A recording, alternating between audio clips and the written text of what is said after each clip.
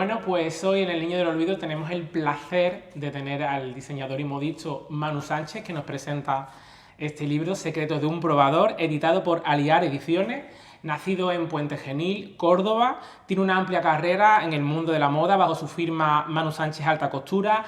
Ha inaugurado tiendas y ateliers en Puente Genil, su tierra natal, Valladolid, Valencia. Además, Manu es gran promotor de eventos sociales, como la gala benéfica de la Asociación Española contra el Cáncer, que de hecho, por ello, recibió en 2015 la Medalla de Oro de los Reyes Católicos por su trayectoria profesional, y 2018 también fue objeto de un reconocimiento honorífico por su trayectoria en la Fashion Week de Madrid.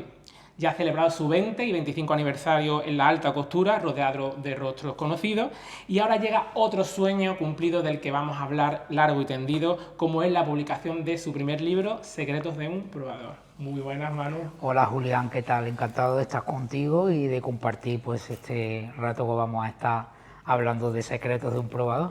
Pues sí, yo lo primero que te quería preguntar era cómo estás recibiendo la acogida de este que es tu primer y seguro que no último libro. Pues la verdad que muy bien, porque darte cuenta que también es un campo distinto y diferente a lo que hasta ahora yo he hecho, ¿no? Sí es verdad que me hacía muchísima ilusión compartir sobre todo todas esas anécdotas, todas esas vivencias, ¿no? La idea, tengo que reconocer que no partió de mí, sino que, bueno, personas de mi entorno, incluso hasta periodistas muchas veces me comentaban, Manu, ¿y por qué no escribes un libro, tú que tienes tanto que contar? Sobre todo porque estás vinculado a la televisión y a tantas artistas como viste. Y entonces, como ya fueron varias personas las que empezaron a comentarme lo mismo, pues entonces yo dije, pues voy a tener que hacerlo, o sea, voy a tener que... Entonces empecé a escribir el manuscrito con una parte muy bonita, que es el inicio, la introducción, donde yo hablo de mi tierra, que por supuesto yo siempre llevo a Puente Genil por bandera, porque mis raíces están ahí, mi familia, mi gente, y yo me considero profeta en mi tierra, sobre todo por el cariño de la gente que además me lo demuestran, ¿no? Cada vez que voy a Puente Genil. Y entonces pues he querido dedicar esa primera parte pues a mi tierra y a mis inicios, hasta que, bueno, luego ya después di el salto, ¿no? Pero me parecía además algo como un homenaje, ¿no?, a mi tierra, el poder poner y contar todas esas anécdotas también de mi niñez, de mi infancia.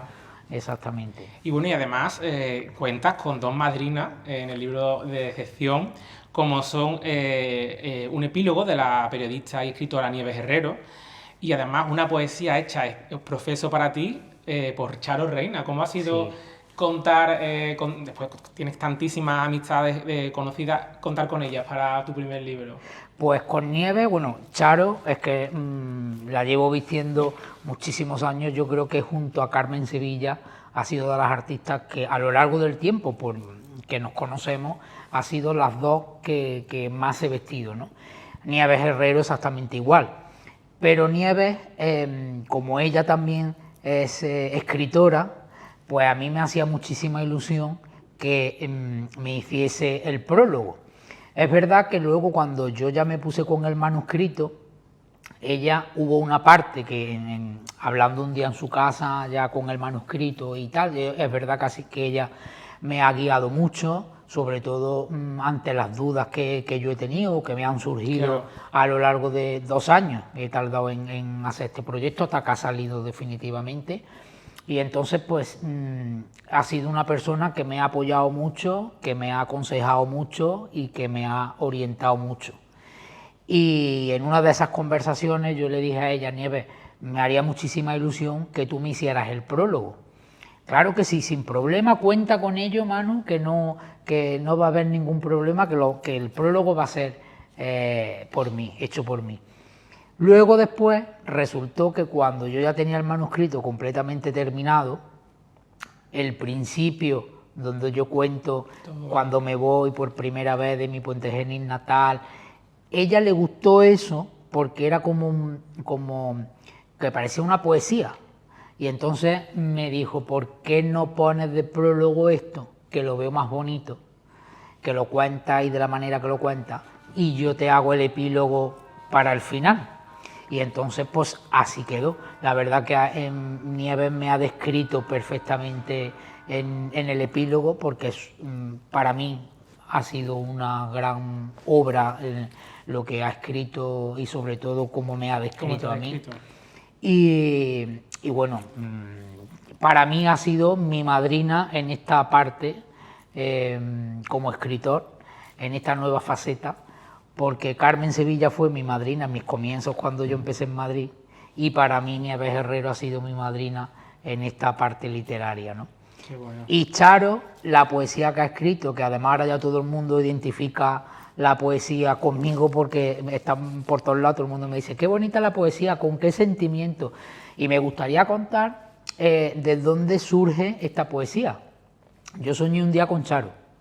Y entonces, la verdad que nosotros tenemos una relación de hablar, no todos los días, pero día sí, día no, o sea que hablamos con mucha frecuencia.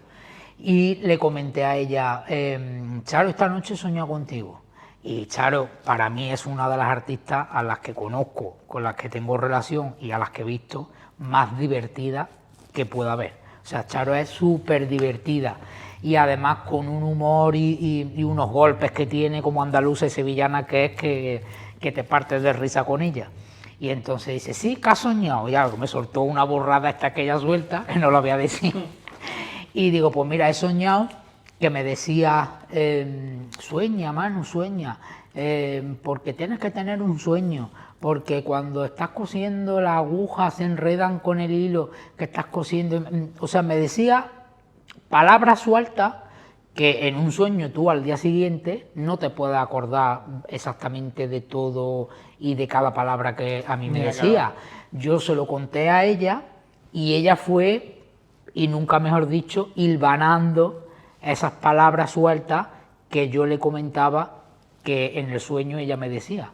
Y de ahí surgió la poesía, que además la he querido que apareciera en la contraportada, aunque está en el interior formando parte del prólogo, pero quise que la pusieran en la contraportada del libro porque me parecía correcto, ya que ella pues lo había hecho con todo el cariño hacia mí, por supuesto.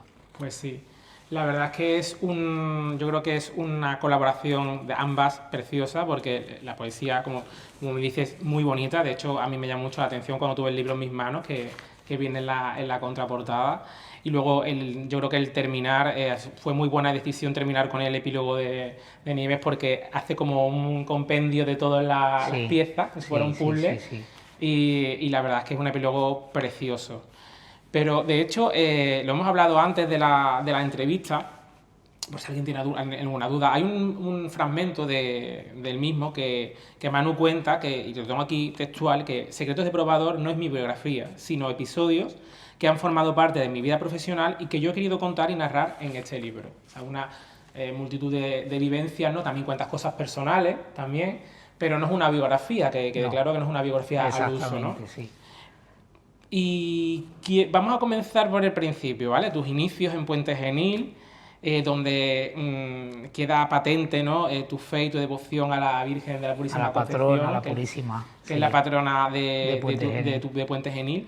Pero también yo creo que el libro es una especie también de carta de amor hacia tu madre Carmen. Claro, ¿vale? Es que yo muchas veces lo he dicho, es que sin ella no hubiera llegado donde he llegado.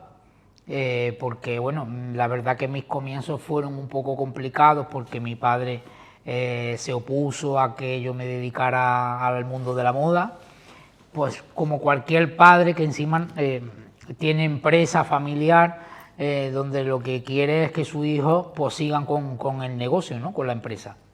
Nosotros somos dos hermanos, ni mi hermano ni yo hemos querido seguir con la empresa, con lo cual el día que mi padre ya se jubiló y se retiró, pues ya se acabó, se cerró y ya está. Y entonces, claro, mi madre, la pobre, pues se vio pues, entre la espada y la pared, ¿no? Porque mi padre, que no quería que yo me dedicara al mundo de la moda, y yo, que ya tenía que tomar la decisión porque ya había terminado en EGB, había terminado bachillerato, o sea, ya tenía que iniciar pues, los estudios, la carrera que decidiera, ¿no? Yo dudaba porque en principio me hubiera gustado estudiar arquitectura, siempre lo he dicho, que de no haberme dedicado al mundo de la moda, me hubiese metido en la carrera de arquitectura. Además, mi padre quería que me dedicara a arquitectura porque de alguna manera eso lo que sería es una continuidad a la empresa, y entonces claro, sí estaría metido, ¿no? Relacionado. Exactamente. Y entonces, pues bueno, esos momentos fueron momentos complicados porque, bueno, en mi casa se vivió una situación difícil. Pues el ambiente que se creó por esa situación y por esas circunstancias, pues no la recuerdo buena, evidentemente, ¿no? Entonces mi madre se alió a mí, y entonces, pues como todas las madres, que ya sabes que lo que se proponen y por sus hijos, pues lo consiguen, ¿no? Es verdad que nosotros también tenemos en la familia a una persona y una figura muy importante, que era tía Lala, que para mí fue mi maestra, en la que yo aprendí mis primeras puntadas, hasta que luego yo ya me fui de Puente Genil. Pero aparte de eso, también cuento qué relación había de ella con mi madre, porque ella era hermana de mi abuela materna, pero ella era soltera, entonces a todos sus sobrinos los tenía como su hijo. Entonces mi madre era la primera hija, la primera nieta, la primera sobrina, porque era la mayor de todos los primos, de todos los nietos de la familia. Y entonces para ella, su Carmencita, como le decía, era como su hija mayor, no como su sobrina. Claro, nosotros nos vivíamos enfrente, prácticamente. Y entonces, claro, yo recuerdo cuando niño que mi madre me llevaba a casa de tía Lala, claro, y entonces tía Lala estaba allí, pues con todo el apogeo de su trabajo, cosiendo, probando a las clientas, y entonces, pues claro, yo siempre me fijaba en lo que ella hacía. Y yo cuento que cuando niño, todo lo que intentaban era jugar con la pelota o con juguetes, y yo me entretenía con una máquina antigua de coser negra, de Singer, porque yo lo que quería siempre es hacer lo que yo veía en ella. Entonces a mí me daba un trocito de tela, un trapito, y yo me ponía allí como si estuviese cosiendo, me entretenía, y ya no existía niño. Y recuerdo un año, ya más mayorcito, que unos reyes le pidió a mi madre una máquina de coser, de juguete. Y mi madre, como cualquier madre, a lo mejor le hubiera dicho, pues hombre, una máquina de coser o... No. A mí no me dijo absolutamente nada, y cuando llegó el Día de Reyes yo tuve mi máquina de coser de juguete. Qué bueno. Así es que... Hombre, que estamos hablando, a ver, que somos... Estamos hablando de un niño de 4, 5, 6 años. Y que estamos hablando, pues, somos de épocas muy similares, años 80, en fin, que era complicado, que no es como hoy en día, ¿no? Que permanece muy valiente y a reivindicar a tu madre, ¿no? Le decimos, el niño quiere una máquina de coser, pues una máquina de coser de juguete le vamos a regalar, que no todas las madres eran tan valientes a la hora de decir en esa época, en los años 80, claro, mi hijo quiere algo que supuestamente no está asociado con los niños, ¿no? Así, ya te digo que es que ella no se opuso a nada. O sea, en el momento que yo le dije, pues yo este año quiero para Reyes una máquina de coser, porque es que yo jugaba con una máquina antigua que tenían en la casa de mi tía Lala, que era una máquina que ya no se usaba, era una máquina de esta negra Singer que en casi todas las casas había, y además de manivela, que tenía una manivela en el lateral, que no era de pedal de mueble, era, o sea, todavía más antigua.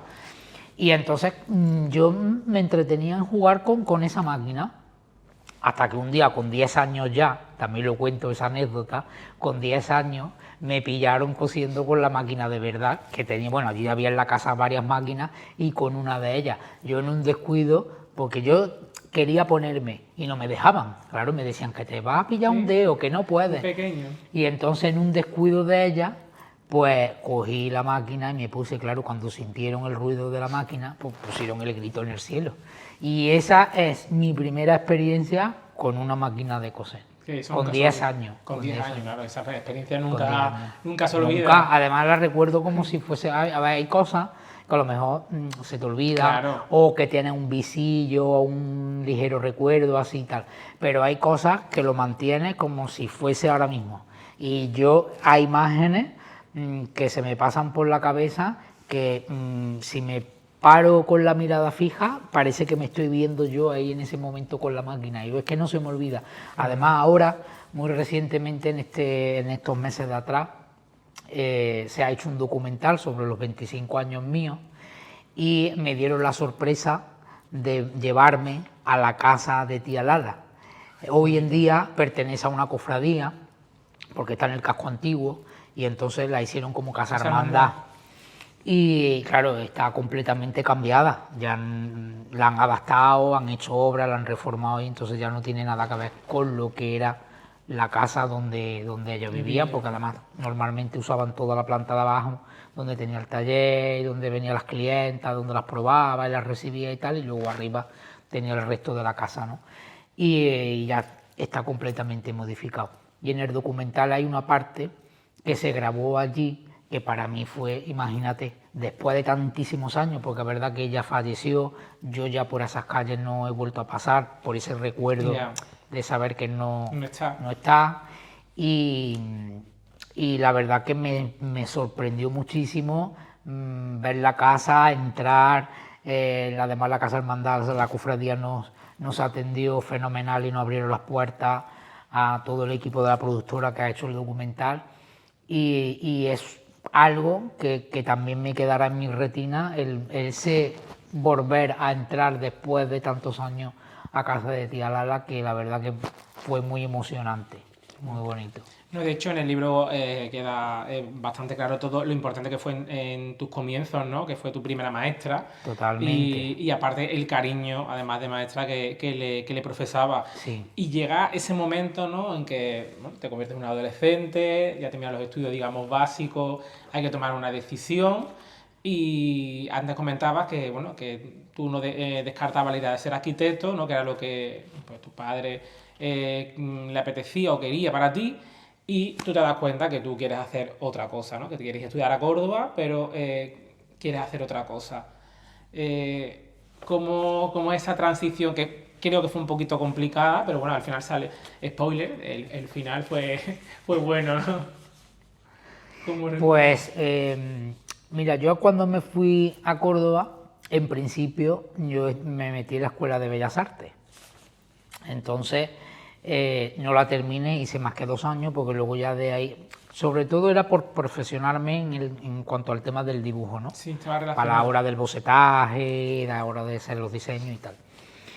Y meses antes, como todos los estudiantes, ya sabes que te vas y tienes que buscar piso para ya establecerte allí, porque yo no iba a estar yendo y viniendo todos los días de Córdoba a Puente Genil, a pesar de que está cerca. Entonces yo recuerdo que cuando ya me fui con mi madre, ya alquilamos el piso y todo, y ahora toca la parte peor. Ahora, ¿cómo le decimos a tu padre que aquí ya no hay marcha atrás? Y entonces me acuerdo perfectamente que le dije, papá, mira que ya me voy a Córdoba a estudiar, que me he matriculado en la Escuela de Bellas Artes, le dije, y nada, ya tengo el piso, ya lo tengo todo y ya está, no te tienes que preocupar de nada, que ya está todo solucionado. No dijo ni mu. En aquel momento no dijo ni mu. Yo creo que él pues recapacitaría o pensaría, bueno, en definitiva, tengo que dejar que él haga lo que quiera, porque tanto el éxito como el fracaso de un hijo, la decisión tiene que ser suya. Claro. Porque si ahora, por lo que sea, yo me hubiera dedicado a arquitectura y a lo mejor hubiera fracasado, para un padre también debe de ser duro, pues sí. Porque le tiene que afectar el que tu hijo ha fracasado dedicándose a lo que tú has querido. Claro. ¿No? Entonces yo eso es verdad que en un momento dado, yo no me acuerdo muy bien de esa conversación, pero sí le hice pues eso, alusión a que cuando un hijo quiere dedicarse a algo, lo mejor es que no intercedan un padre o una madre, porque tanto el éxito como el fracaso va a ser suya, porque esa es su decisión. No te va a caer sobre ti esa losa exactamente de que tu hijo ha fracasado cuando tú le has dicho encima que se dedique a esa profesión, ¿no? Y bueno, y después ya de ahí yo ya decidí dejar Bellas Artes, me me matriculé en la Escuela de Diseño y Moda, IDIMA, que ya hoy en día no existe, que era el Instituto de Diseño y Moda Andaluza. Que además era, yo creo que era en Andalucía en esa época, que también el mundo de la moda ahora ha cambiado, me refiero a la formación, ¿no? a la parte académica, ¿no? Que antes tenía que hacer todo por privado, no había nada oficial, público, que me alegro mucho que a día de hoy pues hayan ciclos formativos y hayan cursos y todo que están homologados, o sea, por el Ministerio de Educación. Y yo en aquel momento pues me tuve que matricular en esta escuela, que era la única escuela que había de moda. Luego, compaginando mis estudios en la Escuela de Diseño, trabajaba o estaba en prácticas comenzando a aprender con una diseñadora de Córdoba, que ya hoy en día está retirada hace ya muchos años, muy conocida, sobre todo por la peletería, que era Magdalena Guijo. Ella fue otra de mis maestras al comienzo, junto con tía Lala, ¿no? Y además tengo un recuerdo de Magdalena muy bonito, porque además éramos muchos en el taller, entre los que tenía trabajando y entre los que estábamos aprendiendo o de aprendí en práctica, pues éramos un grupo bastante grande y tengo muy buenos recuerdos de esa época. De hecho, en el libro quise que apareciera una foto en el taller donde estábamos con todas las compañeras y con ella. Sí. Qué bueno. Y en esos momentos hay un momento que conoces a Petro Valverde, que es un diseñador para ti muy importante. Además sevillano. Además sevillano, ¿cierto? Y que bueno, que vamos a decir de Petro que nos haya dicho ya que bueno, que es una figura indiscutible de la moda, pero tiene que no siempre es así, desgraciadamente, tienes un acercamiento con él que y te anima a que cojas y te plantes en Madrid y persigas tus sueños. Y creo que fue como lo que faltaba, ¿no? Fue como el empujoncito que faltaba para que tú salieras de Córdoba a Madrid, ¿no? Sí, porque, a ver, yo conocí a Petro Valverde cuando todavía yo no me había ido a Madrid. Entonces lo conocí en Córdoba, en unas conferencias que hubo de sastrería y de modistería, y entonces fuimos, precisamente estaba yo en esa época con Magdalena en el taller, y entonces pues, que viene Petro Valverde y tal, pues venga, vamos. Y entonces cuando terminó la conferencia, yo me acerqué en un momento y estuve hablando con él. Ya antes, en un descanso, tuve la oportunidad de hablar, pero muy poco. Pero luego al final, cuando ya se acabó, pues fue cuando más rato pude conversar con él. Y, hombre, yo soy de Córdoba, él es de aquí, de Sevilla. Yo adoro Sevilla, es una ciudad a la que quiero y a la que tengo una relación con muchísima gente. Y cada vez que vengo a Andalucía, estoy por aquí, por Sevilla. Y entonces yo creo que él también un poco se vio reflejado en mí en sus comienzos. Petro Valverde se tuvo que ir desde aquí de Sevilla a Madrid, también fueron momentos duros en sus comienzos y él, el consejo que me dio era: Manu, te tienes que venir a Madrid porque en Andalucía, en Córdoba no haces nada, por mucho que tú quieras se te queda corta, y Madrid es una ciudad donde te abre completamente al resto de España y bueno, incluso fuera, ¿no? Entonces él me dio, no se me olvidará, me dio su número de teléfono y su dirección y me dijo: cuando quieras ir a Madrid, aquí tienes tu casa y aquí me tienes a mí para lo que necesites. Bueno.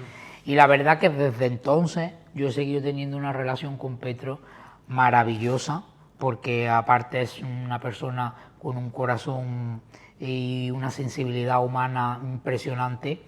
Y bueno, pues a lo largo de los años, pues la verdad que incluso él ha asistido a desfiles míos, yo a suyos, o sea que tenemos una relación maravillosa. Y fíjate, Julián, qué casualidad. Yo muchas veces pienso que las cosas no son casualidad, sino que son señales, o porque ya está escrito y ya es así. Él, en mis comienzos, me dio la oportunidad de irme a Madrid y de salir de Córdoba, ¿no? Y ahora, 25 años después, este 2023, él ha sido embajador de la pasarela española Madrid Fashion Week. Y justo hace 2 semanas, prácticamente muy poquitos días, la Pasarela Española me han comunicado que en el 2024 seré yo el embajador de la Pasarela Española Madrid Fashion Week. O sea que le continúo a él y digo, esto es una señal pues de eso, que al final nuestras vidas, porque es muy difícil en esta profesión llevarte tan bien con compañeros que se dedican a lo mismo que tú, ¿no? Yo tengo la suerte de que me llevo bien con todo el mundo. El mundo que me rodea o el del que yo he querido rodearme, del mundo de la televisión, de artistas, diseñadores, modelos, en general, todo lo que conlleva esta profesión. He tenido la suerte de encontrar a personas en mi camino que realmente han quedado, ¿no? Ha habido otras que se han alejado porque, bueno, pues, por circunstancias no han querido estar en mi camino y yo lo he respetado. Pero las personas que yo he querido que estén y yo también en sus vidas, tengo que decir que son de las que me siento tremendamente feliz y orgulloso de tenerlas y de ser como son conmigo, y es mutuo, ¿no? Y en la profesión de diseñador, de la moda, pues pasa exactamente igual, ¿no? Tengo también la suerte de que tengo muy buena amistad con diseñadores y compañeros míos que eso es muy importante y que te apoyen, ¿no? Y Petro Valverde está dentro de uno de ellos, por supuesto. Pues sí, y aparte de darte la enhorabuena, pues, yo creo que es una gran noticia para el año que viene. Qué bonito que el sucesor sea Sí, Petro, ¿no? sí, Es como cerrar, sí. como cerrar un círculo. Un ¿no? círculo, sí. Bueno, pues y aparte es que siempre, bueno, hablando de esto, del mundo de la moda, de los amigos, ¿no? También he hecho en el libro cuentas también alguna anécdota de, bueno, que siempre no ha sido así, que no siempre no ha sido así, siempre hay algún escollo en el camino, pero bueno, yo creo que eso es una cosa que en mayor o menor medida nos pasa a todos y me parece muy valiente que lo hagas y cómo lo haces, que siempre no encontramos el momento de las cosas. De hecho, en el libro incluso reflexionas de ¿tengo que hacerlo o no tengo que hacerlo? Pues lo voy a hacer. Ya. Entonces, sí. Pero al fin y al cabo te quedas con lo bueno, o sea, te quedas con toda la ayuda de personas que te han ayudado en la carrera y por supuesto que nos debe ser una carrera de fondo donde hace falta mucho esfuerzo y es continuamente reinventándose día a día. Y creer mucho en ti, porque es muy importante creer en uno mismo. Si no crees en ti es muy complicado y muy difícil, sobre todo en esta profesión. Yo creo que todas las profesiones tienen todas sus cosas buenas y cosas malas, pero en esta es una profesión muy difícil, sobre todo porque ya no solo porque estás expuesto con clientas famosas o artistas reconocidas, porque yo también me dedico a clientas anónimas, claro. De hecho hablo en el libro de ellas. De hecho, sí. Entonces eso, a veces compaginar las dos cosas te cuesta, porque por ejemplo el mundo de la televisión, el mundo del artisteo, por decirlo así, te ocupa y te quita muchísimo tiempo. No es lo mismo que la clienta que viene, te encarga el traje y tiene un proceso, como todo, de una serie de pruebas, de un primer contacto para elegir el diseño, el color, el tejido y tal. Pero en cuanto al mundo de la televisión es más complicado, porque primero vas con muy poco tiempo. No es como la clienta que viene y te lo encarga con más tiempo.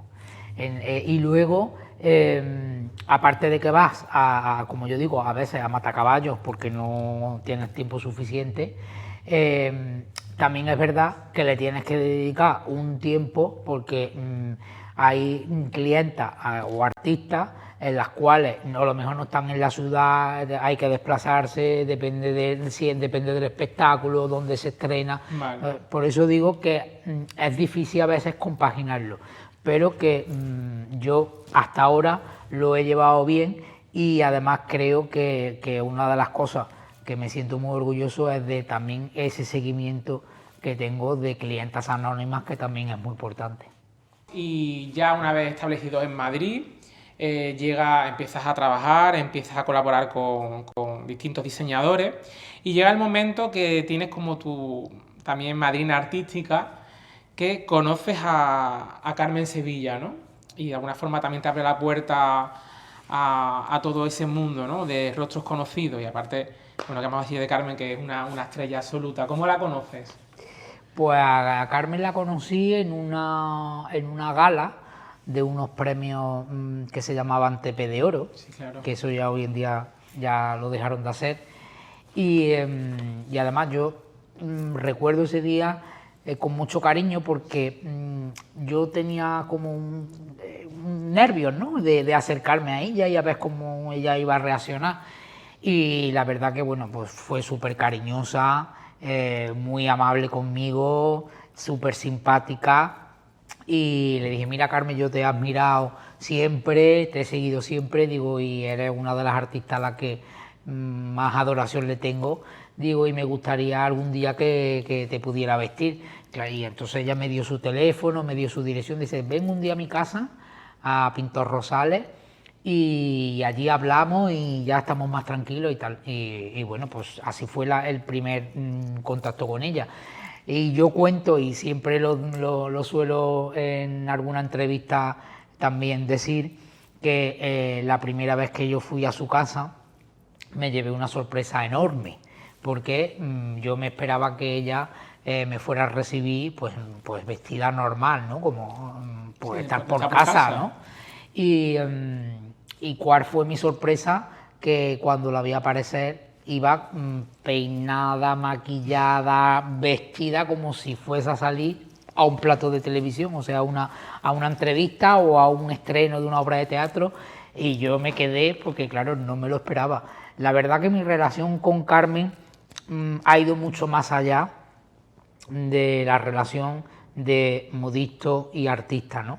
Darte cuenta que al final, de ahí el título de Secretos de un probador, los diseñadores nos convertimos en sus confesores, porque pasamos mucho tiempo o horas en el probador, y al final se crea ese vínculo en la cual se abren las almas, se abren los corazones y confiamos y contamos pues esas cosas que bueno, que muchas veces nos desahogamos, yo bien con ella o ellas conmigo, ¿no? Es verdad que todo no se puede contar.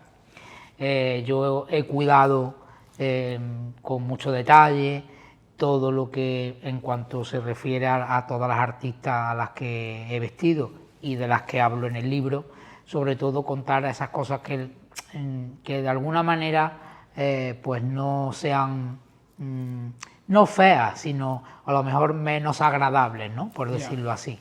Y de Carmen Sevilla, pues evidentemente cuento muchas cosas porque para mí ha sido alguien muy especial, muy importante profesionalmente, porque fue el trampolín mío en Madrid la que me abrió pues, puertas a la hora de conocerme. De hecho, fíjate hasta qué punto que casi todo el mundo me identifican o me relacionan por el modisto de Carmen Sevilla, ¿no? Y fíjate si he vestido a artistas, Charo Reina, Marián Conde, María Vidal, Antonio Canales, David de María, mira, la última que he vestido, que ha sido Diana Navarro, que también he querido dejarle un capítulo en el libro.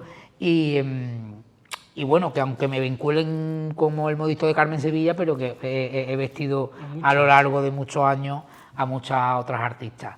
Y Carmen Sevilla, pues también ella misma ha hecho que yo formara parte de ella, de su vida, de su familia, porque al fin y al cabo era una persona con una sensibilidad enorme, súper generosa.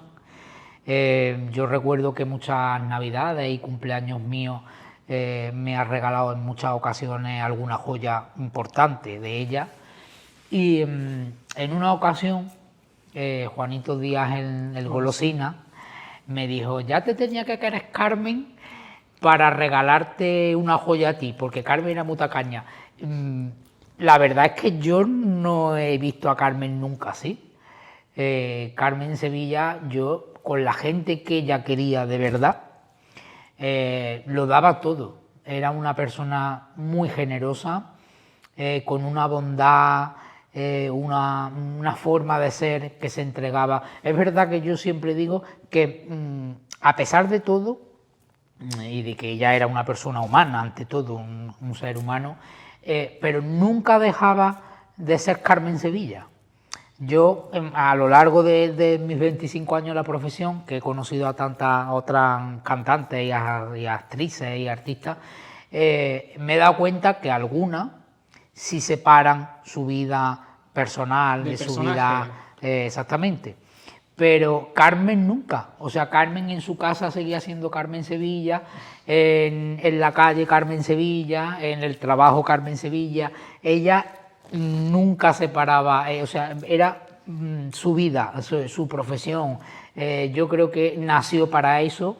En alguna ocasión he querido diferenciar artista estrella, y tú estarás de acuerdo conmigo, Julián, que Carmen Sevilla ha sido una estrella. Es una estrella. Porque ha formado parte de una época, de una etapa en el cine en la cual existía otro brillo, otro glamour, otra cosa que no es que ahora el cine no lo tenga, sino que era totalmente diferente. Era la época de muchas de las grandes estrellas del cine. Todo era mucho más difícil. Y aparte es que tú puedes ser actriz, presentadora, cantante, pero es que ella tenía algo que tienen las estrellas, que es que atravesaba la cámara. Exactamente. Y eso no lo tiene. Y ha sido de las pocas que han cruzado el charco, en la cual ha trabajado con la Paramount en Hollywood. Y yo pienso que España, a ella, en cuanto a su parte cinematográfica, no en la parte última, que fue más televisiva, como presentadora o incluso en algunas series que ha intervenido como actriz, sí como actriz cinematográfica de esa época, en la que creo que grabó 80 y tantas películas, creo que España no ha sido justa con ella. Pues sí. Igual que tampoco ha sido justa con Sara Montiel. Pues sí. Que yo creo que eran las dos grandes actrices importantes españolas que de esa época, como tú has dicho, tan difícil, cruzaron el charco y han trabajado con Hollywood, y eso creo que no se le ha sabido reconocer. Pues sí, yo creo que pocas, más que ellas dos, merecen un Goya de honor, que no lo tiene, aunque ya no está ninguna de las dos, desgraciadamente, pero es que son dos personas, como tú bien dices, que han traspasado fronteras, han trabajado en Hollywood, en toda Sudamérica, en Europa. De hecho, Carmen, su carrera cinematográfica es muy interesante porque no solamente tuvo su momento que más se conoce, pero también ella tuvo una etapa en los años 70 que a mí me fascina, trabajando con Eloy de la Iglesia, con Gonzalo Suárez, en la que ella también se reinventó. Y... Sí, porque fue también más la época del destape.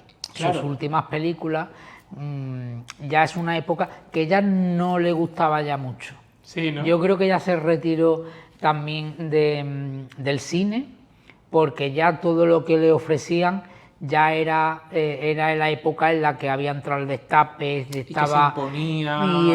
Y yo creo que ya estaba completamente descolocada de ese cine que ya estaba comenzando, ¿no? Pues sí, ella supo retirarse, pero aún así, aunque tiene algunas películas con un poquito de destape, un poquito más pícaras, tiene películas también de terror, también algunos dramas que a lo mejor no son tan conocidos, donde también se ve la Carmen actriz, que también sí. Carmen era muy buena actriz y bueno, una mujer aparte bellísima, y creo que tenía una cosa que no todas tenían, y era una belleza muy natural. Es decir, evidentemente cuando una persona se arregla, se maquilla, pero es que ella era guapa. O sea, quiero decir, sí. Ella era tan bonita, el ángulo que tú la cogías, o sea, no había que forzarse mucho Era una muñeca. Y además la piel que tenía, que hasta última hora la ha mantenido, aunque ya tuviese pues su arruguita claro. típica de la edad, pero ella nunca se quiso operar, incluso acuérdate del cuello que se ponía el paradrapo para que no... O sea, ella tenía una piel impresionante. O sea, yo creo que eso lo llevaba ella en sus genes, en su genética, y tenía una piel, yo creo que era una muñeca. Mira que Sara Montiel era también guapísima, otro estilo, ¿no? De cara y de todo. Pero para mí la belleza de Carmen Sevilla, yo creo que ha sido la belleza del cine español y en esa época, y por supuesto que ya ha hecho coproducciones con Francia, Italia, con México, Argentina. O sea, es que ha trabajado con muchísimo y actores. O sea, es un abanico amplio, inmenso, en el que ella ha trabajado con, vamos, con los más grandes de la época. Y de hecho supo envejecer muy bien físicamente, que también es importante. O sea, acorde a su edad, siempre la veía guapa, siempre la veía bien arreglada. Y en eso tienes tú mucho que ver, porque fuiste su modista de cabecera en sus más de 10 últimos años de carrera. ¿Cómo era ella a la hora de crear algo hacia ella? Era, bueno, Manu, yo quiero esto me gusta, esto. ¿Cómo era ella como tú que tienes tanta experiencia con todo tipo de mujeres y caballeros? ¿Cómo era ella a la hora de vestirse? ¿Era desaconsejaba? ¿Era puntillosa? Ella, bueno, era muy profesional, yo siempre lo he destacado. Carmen, por ejemplo, a la hora de probarse, nunca veía al final, ella, un poquito más, vamos, ella sí, por ejemplo, tenía una presentación de algo, que estuviese invitada, o una entrega de premios, o algo a lo que ella tenía que asistir, ella no le valía el mismo día probarse o el día de antes. Ella siempre se probaba con mucho antelación lo que iba a llevar, tanto de vestido como de complementos, de zapatos, de bolso. O sea, ella, y además, siempre me llamaba: mi vida, ven, porque si hay que retocar alguno de los trajes, lo que sea, que ahora he adelgazado un poquito o he engordado un poquito, a ver lo que me pongo. Entonces iba con ella, se probaba varias cosas, o sea, no era persona de, pues esto mismo y ya está, y ale, y vamos que nos vamos. No, ella para eso le gustaba tener todo controlado y muy profesional. Es verdad que cuando ella vuelve de toda esa etapa en la que estuvo retirada, cuando estuvo en la finca en Herrera del Duque, ella volvió con muchísimo miedo, porque había estado muchos años y sobre todo porque ella de la parte televisiva tampoco tenía una gran experiencia. Es verdad que luego después se volvió, vamos, en una de las grandes maestras junto con a Laura Valenzuela, que incluso fueron compañeras presentando programas, magazine de la mañana, ¿no? Y ella fue una persona en la cual todo lo cuidaba con muchísimo detalle, porque era una gran profesional. Evidentemente venía ya de una carrera profesional y una trayectoria muy larga cinematográfica, y entonces eso a ella le sirvió muchísimo a la hora de ponerse ante las cámaras, ¿no?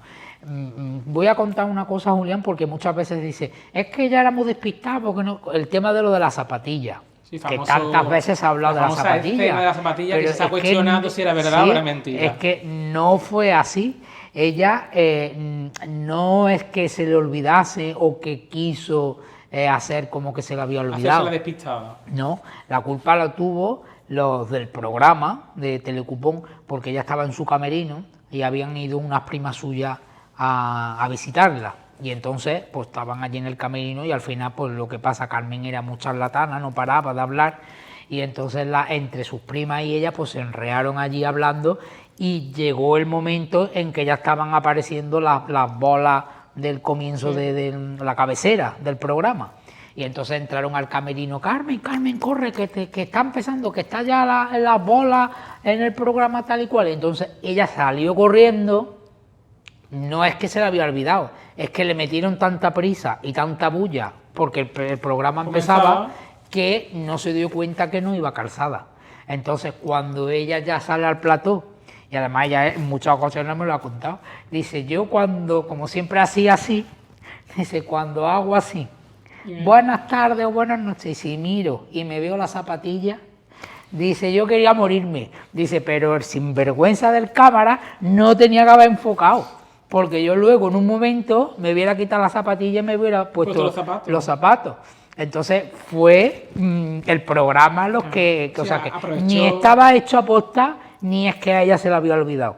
O sea, fue que le metieron prisa en el camerino, porque se entretuvo con sus primas allí, y entonces al final pues se le echó el tiempo encima y ya tenía que salir al plató, y se dio, vamos, salió sin darse cuenta. Qué bueno.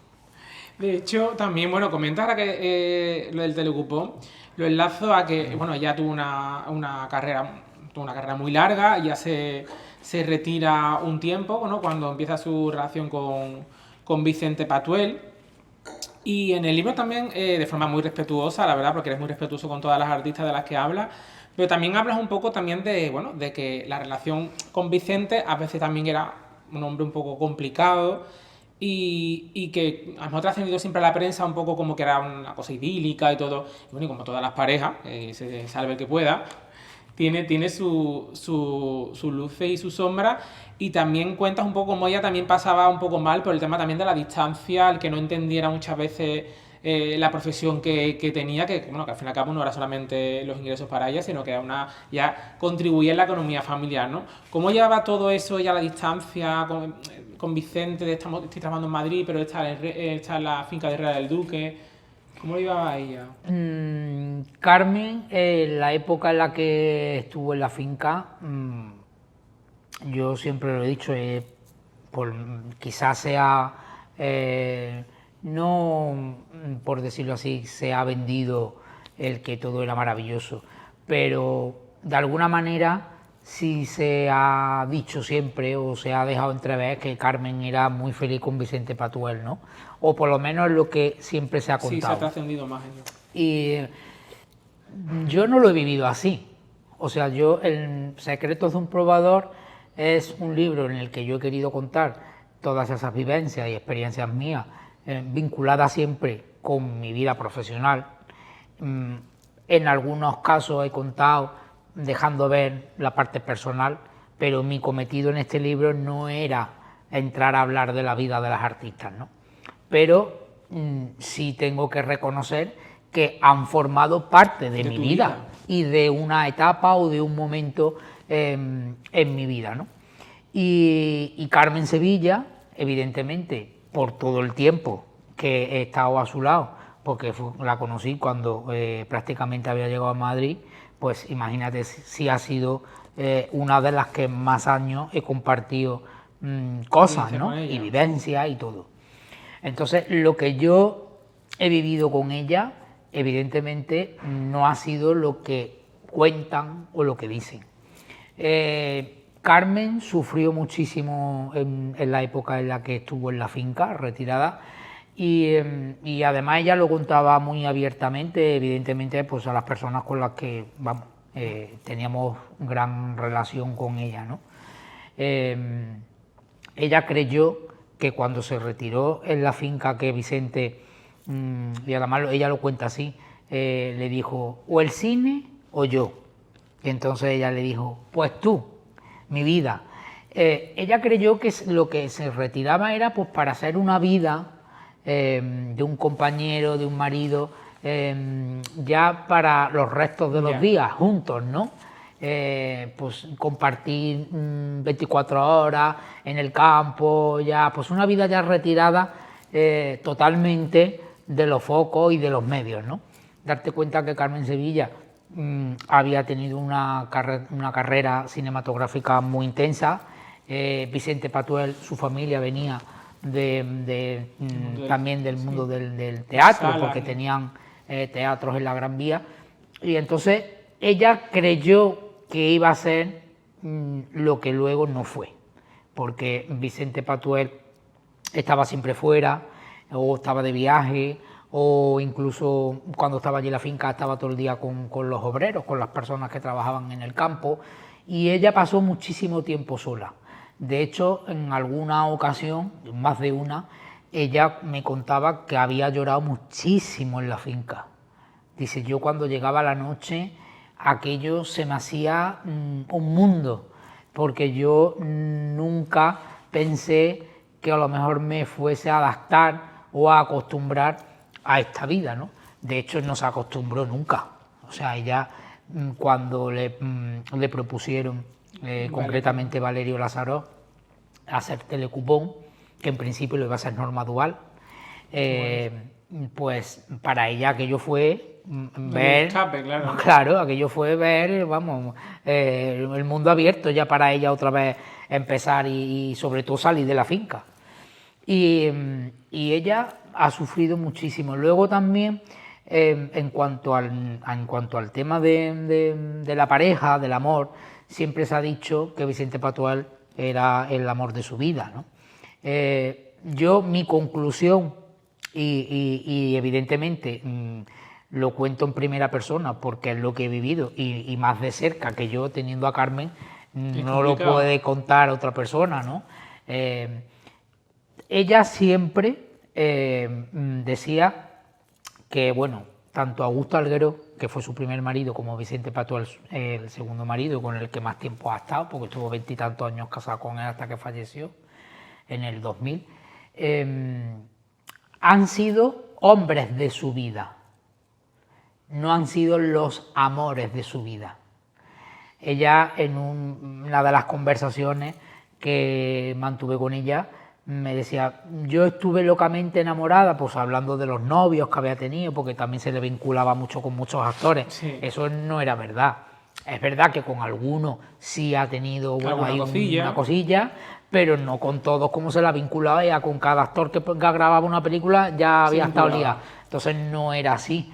Ella, su gran amor y su primer amor fue Carlos Arruza, que además ella no llegó a casarse con él porque su padre se opuso. El padre de Carmen era un letrista, su abuelo era el director tenía un periódico aquí en Sevilla. Ella, la verdad, que ha sido una de las artistas, y eso siempre me gusta destacarlo, porque no ha sido una artista al uso como todas. Ella no tuvo que trabajar para sacar a su familia adelante. Ella venía de una familia acomodada, de hecho nació y se crió en Heliópolis, que si tú conoces, sí, siendo de aquí de Sevilla, eran los chalets que hizo Aníbal González. Para la exposición. Exactamente, entonces ella se crió pues entre algodones. Entonces su vinculación con el espectáculo era porque su padre le componía canciones a Estrellita Castro, y Estrellita Castro pues por ahí fue la que le dijo, Padilla, tu hija tiene que ser artista porque tu hija tiene que cantar y tiene que bailar, y entonces por ahí fue por lo que Carmen se introdujo ya primero en el mundo del baile, ¿no? Y ella, como ya en esa época estaba empezando su carrera cinematográfica, que fue cuando empezó a grabar sus primeras películas, ella estuvo también un tiempo con el ballet del Marqués de Montemar, que ahí fue donde ella hizo su casting para la primera película de Jalisco canta en Sevilla, con Jorge Negrete, aunque ella había hecho antes otra cosa, pero bueno, no fue tan importante como esa primera película. Y su padre le dijo, mira, Carmencita, tú estás empezando ahora mismo una carrera en el cine muy bonita, no te cases porque la vas a cortar y te va a afectar, y entonces al final no se casó y esa relación pues evidentemente terminó, porque además Carlos Arruza lo que quería era casarse con ella. Y ella estuvo locamente enamorada. Yo en el libro lo cuento, de la misma manera que también cuento quién fue su otro amor, que hasta ahora siempre se había desmentido, habían dicho que no era verdad o tal. Y entonces yo en el libro, exactamente, y además de boca de ella, o sea, es que mejor, en primera persona, mejor imposible. Y fue Frank Sinatra su otro amor. O sea, su primer marido y su segundo marido fueron hombres de su vida, que yo no digo que ella no los quisiera, ni que en un momento dado podía estar enamorada, por supuesto, ¿no? Y sobre todo Vicente, que ha sido con el que más años ha compartido su vida, ¿no? Pero sus dos grandes amores fue Carlos Arruza y Frank Sinatra. De hecho, yo recuerdo en su casa, en el salón, tenía un cuadro de ella con Frank Sinatra. Y cada vez que pasaba por el salón cogía el cuadro, le daba abrazos, le daba besos, porque ella quiso a Frank Sinatra y lo amó, estuvo locamente enamorada de él. Yo muchas veces le preguntaba, pero Carmen, ¿y por qué no seguiste con él? Y ella me dijo, mira, mi vida, yo he estado criada a la antigua usanza. Yo vengo de otra época. Y él tenía unos hábitos y un ritmo de vida que conmigo no iba. De hecho, ellos estuvieron como año y medio y creo que en 2 ocasiones lo dejaron, luego volvieron. Ella me contaba que se reía mucho con él, dice, porque cada vez que íbamos a cenar o íbamos a comer a algún sitio, en un restaurante, dice, por debajo de la mesa me metía mano. Dice, era muy pícaro, el puñetero. Y entonces, bueno, pues la verdad que después de tantos años, el querer tapar una cosa que existió y que ella lo vivió pues de la manera que lo vivió, creo que es absurdo negarlo o taparlo, ¿no? Porque formó parte de su vida y además tuvo año y medio que no es un mes ni 2 meses, ¿no? Aparte de Carmen, han pasado por tu mano muchísimas artistas, que ahora citaremos algunas, pero ¿cuál recuerdas, Manu, que ha sido la que te la ha puesto un poquito más complicado? Pues mira, de todas las artistas he tenido suerte porque la mayoría, a ver, son personas que se suele llevar bien, ¿no? En las pruebas y todo lo que tenga que ver con el trabajo. Pero sí es verdad que la que siempre más complicado siempre es todo, es Charo Reina. Primero porque no le gusta probarse. Y fíjate que es raro, ¿no? Dedicándose a la profesión que se dedica, que tanto para el cine o cuando hace una función, una obra de teatro o un espectáculo que lleve ella suyo de cantando, tiene que probarse el vestuario o tiene que hacérselo, o sea que... Pero no le gusta nada probarse y es la que peor lo llevo, porque claro, hay momentos en los cuales ya me desespera, le digo, Charo, hija, espérate que ya termino, que me falta poco. Luego también, no, exigente yo creo que ninguna. Bueno, Carmen, como te comentaba antes, porque es como muy profesional y le gustaba tenerlo todo a punto y tal, pero exigente ninguna. Aún así, fíjate que, hombre, no voy a decir que son de personas de carácter, pero todo el mundo tenemos nuestros días buenos y nuestros días malos, ¿no? Pero dentro de todo, de lo que, bueno, hay veces que ya sabes que suele haber días en los que dices tú, mejor no haberme levantado, ¿no? Uy, me quedaba acostado. Tengo que reconocer que son llevaderas, o sea, no es cada una en su mundo y en su vida, pero nunca jamás he tenido ni un más ni un menos con ellas, ni a la hora de elegir un traje, un diseño, ni un tejido, porque la verdad que me dejan bastante manga ancha, por decirlo así. Es verdad que siempre teniendo en cuenta su opinión o la idea que ellas tengan, porque eso es fundamental, lo tengo en cuenta también en mis clientas del día a día, las clientas anónimas. A mí me gusta sentarme con ellas y que me cuenten lo que quieren, si quieren un vestido largo o corto, qué más o menos tejido le apetecería llevar, color, o sea, a mí me gusta, ahí le hago yo la entrevista a la clienta, porque ahí es donde yo voy a sacar el diseño o el boceto definitivo, ¿no? En lo que ellas me cuentan, ¿no? Y con las artistas me pasa exactamente igual. Yo quiero escucharlas y entonces luego después, aunque muchas de ellas tengan ya una idea fija o más o menos quieran algo en concreto, pero la verdad que nunca he tenido un problema con ellas, porque y además también como tenemos esa relación que al final, como te digo, acabamos siendo como familia, ¿no? Pues entonces es como más fluida, ¿no? Ese momento de diseñador y artista, ¿no? Y artista. Bueno, yo ahora te voy a nombrar, porque citas en tu libro a muchas artistas, también a muchas clientas anónimas. Yo te voy a nombrar algunas artistas a las que has vestido, también chicos, porque bueno, aunque te dediques más a la señora, también has vestido a grandes personas populares y artistas. Te voy a nombrar alguno de ellos y tú me vas diciendo algo así que te recuerde, por ejemplo, que destaques de ella, ¿no? Con tu experiencia vistiendo a Norma Duval. Norma Duval, empoderamiento. Empoderamiento. Sí, Norma es una persona que tiene... y estando con ella es igual, ¿eh? O sea, que no es decir... que no, ella tiene esa planta, esa actitud así ¿sabes? Que además... sí, y además que te da respeto, ¿eh? Que luego es súper cariñosa y todo, pero es la que tiene ese porte, sí. Charo Reina. Charo Reina, simpatía, carisma, o sea, es divertida. Yo, para mí, es de las artistas más divertidas que he conocido. Marian Conde. Marian Conde, yo creo que Marian Conde, para mí, además, bueno, no voy a decir, porque claro, la relación que me une con ella igual que el resto, pues imagínate, ¿no?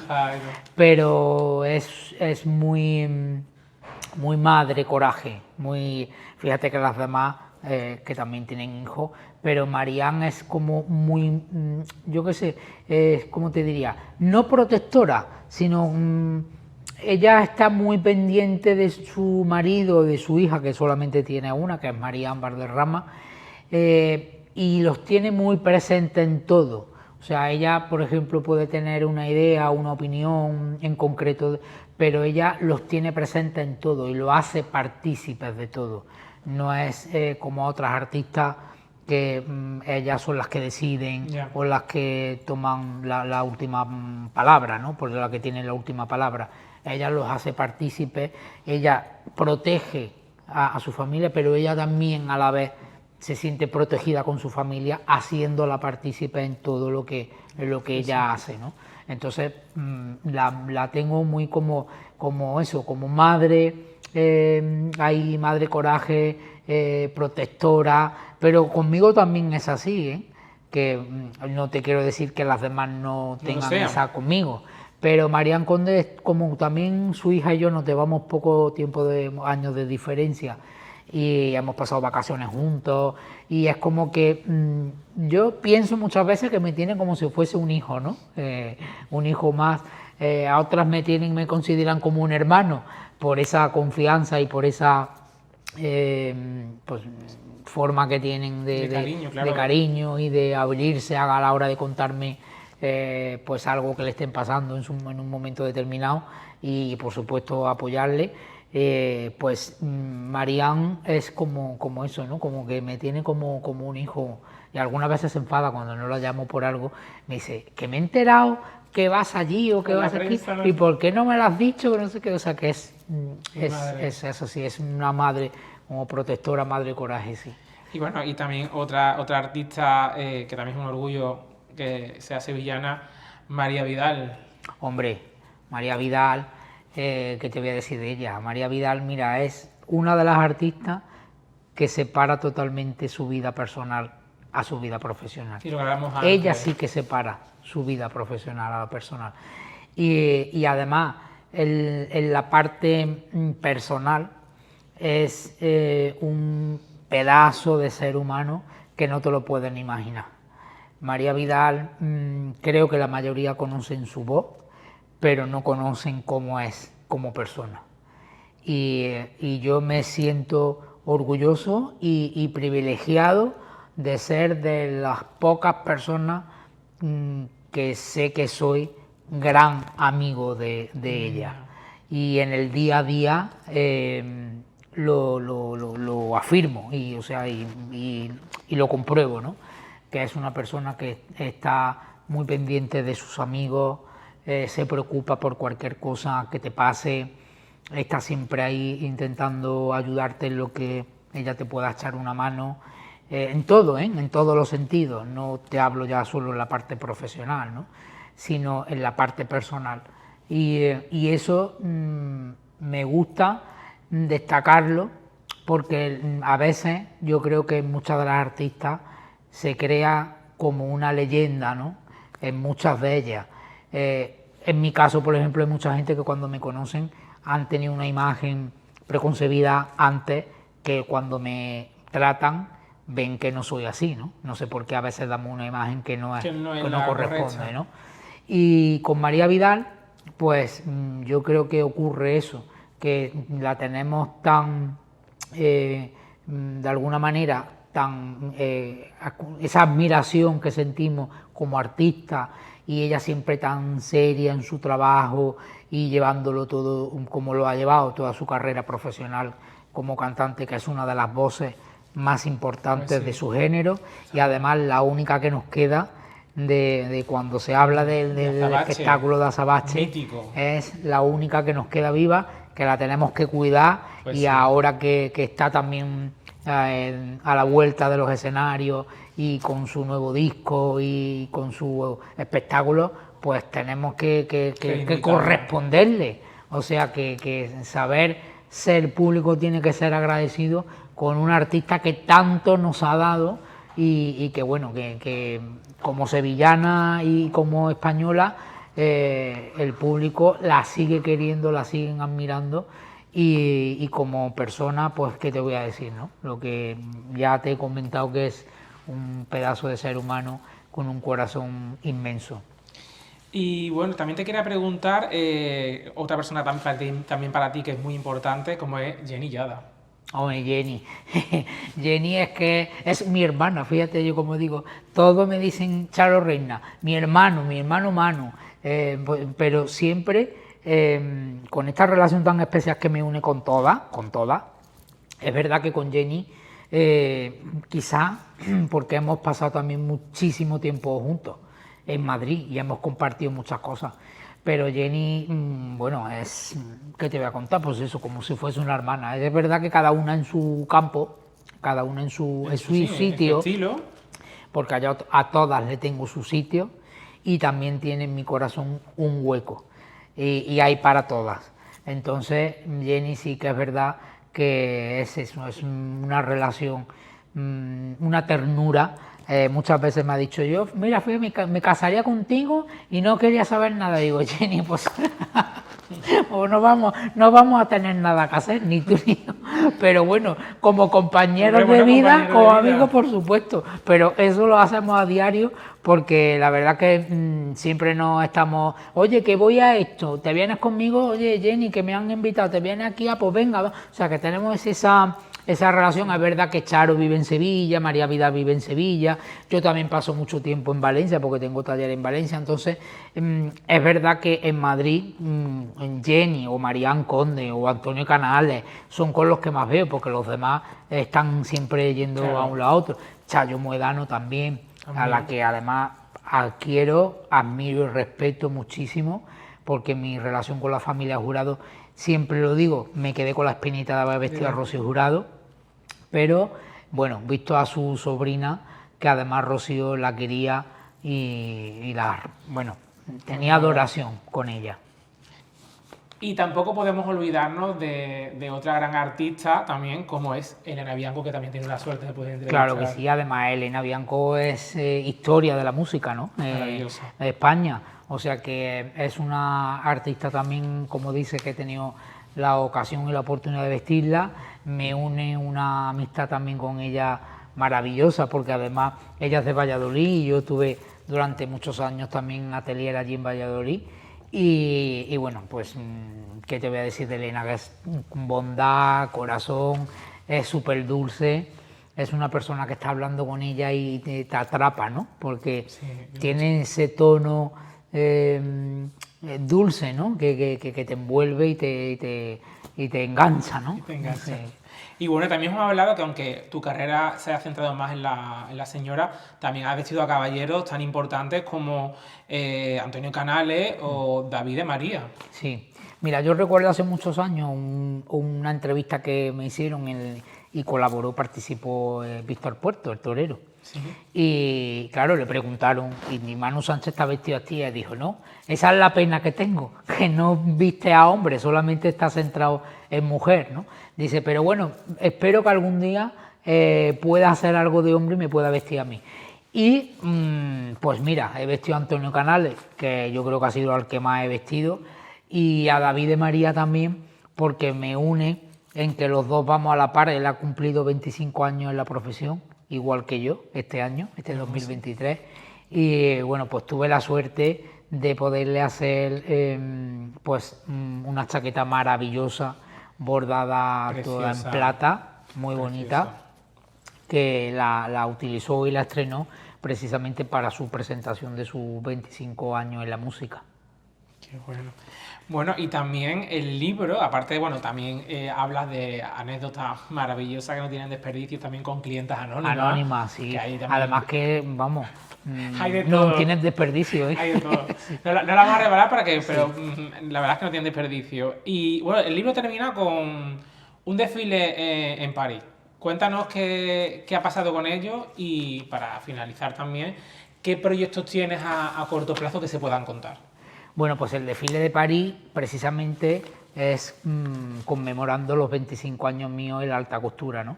He tenido la suerte de que el Instituto Cervantes de París, su director, me hayan abierto las puertas para poder celebrar este evento, en la cual pues va a ser todo marca España, enfocado todo a nuestra tierra.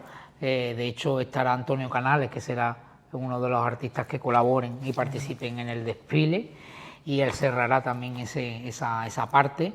Y bueno, realmente en los 25 años lo he querido centrar o lo he querido enfocar al libro, ¿no? Secretos de un probador, ¿no?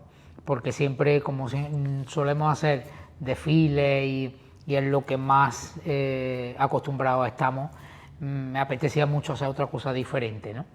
Y bueno, tenía claro también que de alguna manera tenía que hacer una exposición de los 25 años míos profesionales, eligiendo esos trajes que para mí han significado o han sido más importantes, de retrospectivos de otros desfiles míos anteriores, y eso es lo que yo voy a presentar y voy a llevar al Instituto Cervantes de París.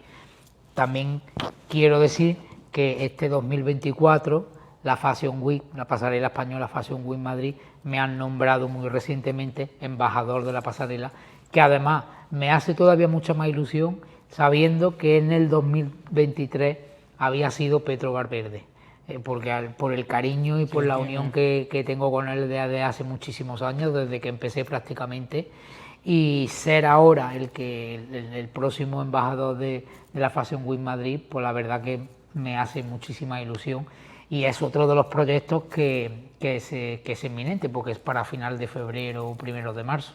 Qué bueno. Bueno, y quién sabe también si puede tener también continuación Secretos de un probador, ¿eh? Bueno, seguro, o sea, a ver, en mente está.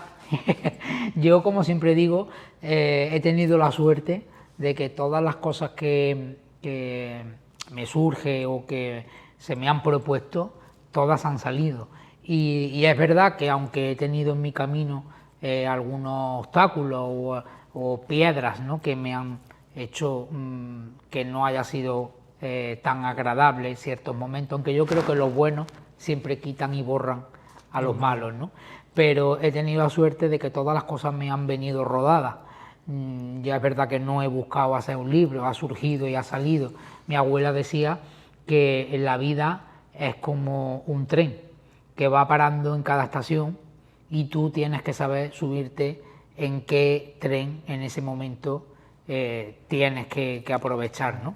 Y yo creo que en los 25 años míos de profesión he aprovechado cada momento que se me ha presentado, y luego al final, además de haber cumplido un sueño o una meta, además ha sido con un éxito, ¿no?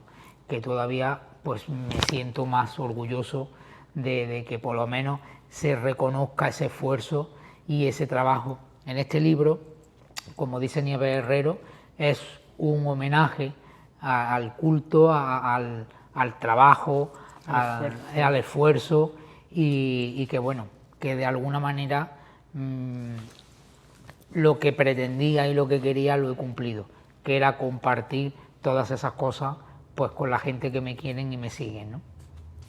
Bueno, pues yo después de esto lo único que puedo decirte, Manu, es que muchísimas gracias por regalarnos tu talento, tu arte, estos 25 años, por ser tan generoso. Y bueno, aquí en El Niño del Olvido vas a tener siempre un rinconcito para que nos cuente todo lo que quieras, porque aquí Manu y yo fuera de cámara tendríamos para aquí hacer una serie de Netflix, o sea que totalmente nos ponemos aquí a hablar. Así que muchísimas gracias. Para varios capítulos, para largos. Varios capítulos, totalmente. Muchísimas gracias por todo, bueno, y estaremos atentos a tus redes y espero que sea la primera vez, pero espero que no sea la última. Por supuesto que sí. Muchísimas gracias a ti, Julián. Gracias.